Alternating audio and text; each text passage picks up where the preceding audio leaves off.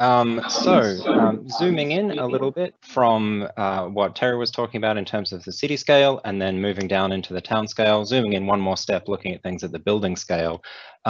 Historically, when we think about cities and we think about the increasing urbanization of cities and some of those trends that have been discussed, we think about things becoming more dense, and we think about more people having to interact in the space and share the space and occupy various different activities within the same space. And so ways in which we can make sure that human movement and humans are put at the heart of that design process is something that the built environment industry has been doing for a long time. And so what I'd like to talk about for the next couple of minutes is one of the tools that we use to do this and how we've adapted it to start really trying to answer a very, very different design and operational question.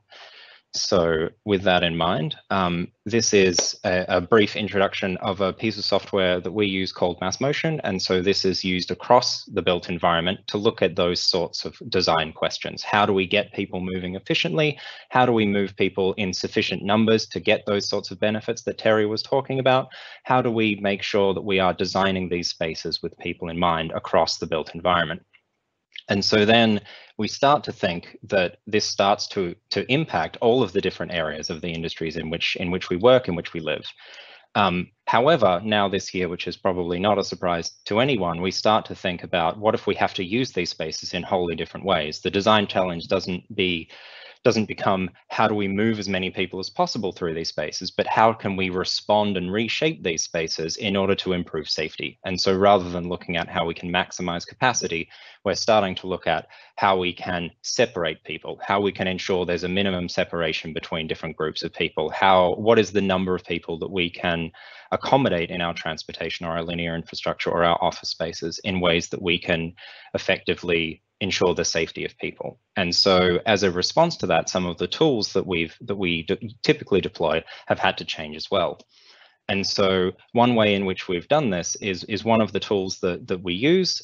We've added some new functionality looking at both changing ways in which we can analyze these spaces. So looking at, rather than different operational scenarios or different designs, looking at what happens if I have to restrict a population? What happens if I have to start mapping the number of times people become in close proximity? And what we see here is, looking at two different cases, we see that these agents, the little virtual pedestrians, are turning red when they're within 2 meters. So starting to give people a bit of understanding of what these different operational paradigms mean, but then also making sure that the tools that we use are responsive to the world in which we live.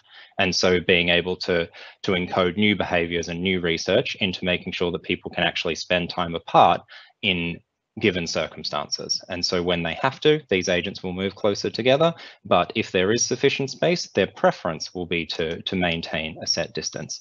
And then it comes into testing all sorts of different scenarios, such as what happens if you have a certain proportion of the people who don't follow the rules. And so when we think about addressing that challenge in some of the use cases that we've come across in the last number of months, particularly in terms of a return to civic life. So how do we reopen some of our either sporting or cultural facilities? How to reopen our offices in a safe way? Or how do we start to get some of those movements that my previous colleagues were talking about back in a safe way? And so one way in which we've been looking at this is ways in which we've tested this in the commercial space. So people returning to work, what is an acceptable number of populations? How should we start rethinking about that workplace and testing it from a human movement perspective to make sure that we're not putting people at risk?